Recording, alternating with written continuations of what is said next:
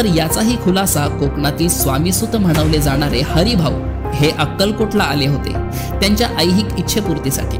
तेव्हा ते अक्कलकोटला काही दिवस वास्तव्याला होते आणि एक दिवस स्वामींनी त्यांना जवळ बोलावले, मांडीवर घेतले, सांगितले की आजपासून तू माझा सुख झालास, सर्व घरदार सोडून दे आणि दर्या किनारी माझी ध्वजा उभी कर। हे ऐकून हरिभाऊ बुचकळ्यात पडले। तेव्हा स्वामी त्यांना म्हणाले, विचार काय करतोस, हे बघ माझे पोट किती मोठे आहे, त्यावर हात फिरवून बघ। हरिभाऊंनी तसे करताच त्यांना ध्यान लागले आणि त्यामध्ये त्यांना आपले सगळे जन्म आठवू लागले आणि त्यातील त्यांना एक आपलाच जन्म आठवला। हो, विजय सिंग म्हणजे दुसरा तिसरा कोणी नसून स्वामी सुताचाच पूर्वजन्म होता, ज्याच्यासोबत गोट्यांचा डाव पूर्ण करायला स्वामींनी तेथे अवतार घेतला होता। यानंतर कुंडलीमधील जन्माचा उलगडा झाला। श्री स्वामी समर्थ महाराजांच्या लीला अनेक आहेत, यामुळे त्यांच्या सभोवताली मोठा शिष्य परिवार तयार झाला होता।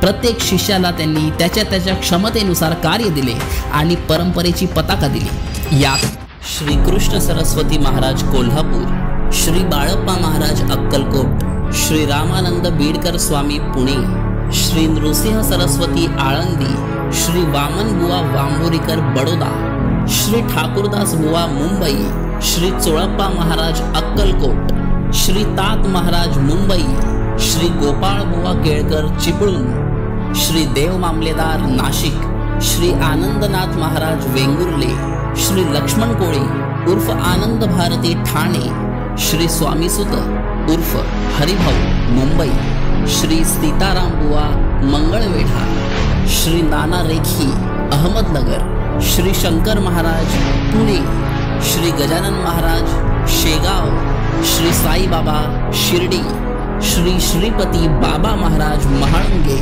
श्री जंगली महाराज पुणे, अशा अनेक शिष्यांनी विविध ठिकाणी श्री स्वामी समर्थ महाराजांचे विचार स्थापन केले, तर कुठे मठ तसेच श्री स्वामी समर्थ मंदिरे आणि सेवा केंद्रे सुरू केली।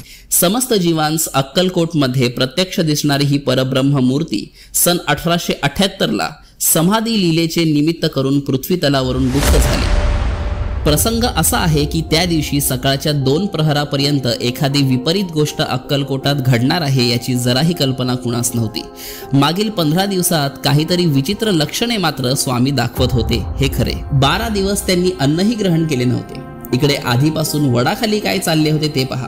दुपारी 1 वाजण्याच्या सुमारास श्री स्वामी गुरूंनी आपल्या सर्व जनावरांस समोर आणण्याचे फरमावले। हे ऐकताच सेवेकरी अस्वस्थ झाले। लागलीच त्या प्राण्यांना श्रींसमोर आणण्यात आले। त्या दिवशी नैवेद्य त्यांना देण्याची स्वामी आज्ञा झाली। इतकेच काय, आपली वस्त्रही श्रींनी त्या इमानी मुक्या प्राण्यांच्या अंगावर घालण्यास सांगितले। त्या प्राण्यांनाही प्रसंगाचे गांभीर्य लक्षात आले होते। त्यांच्या डोळ्यातून अश्रुधारा वाहत होत्या। ब्रह्मांड नियंता स्वेच्छेने लीला दर्शवित होता।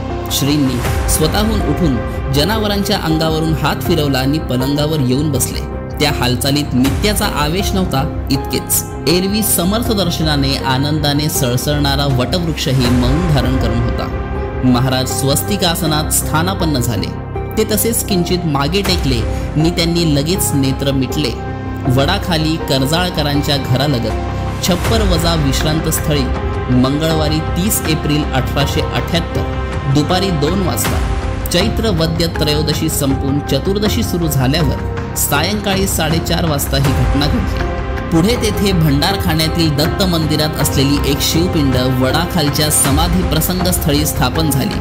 हेच स्थळ आज अक्कलकोटात वटवृक्ष देवस्थान नामे सुप्रसिद्ध